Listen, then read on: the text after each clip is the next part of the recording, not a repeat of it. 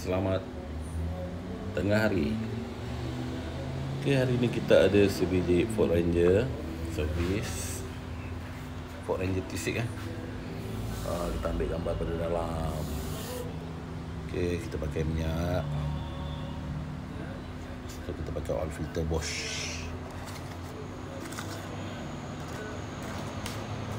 Okay, di sebelah Ford Ranger tu kita ada Myvi tu dia buat tukar aircon kompresor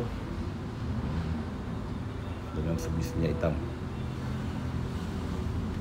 Okay. Di sampingnya kita ada kembara yang tengah buat top wall.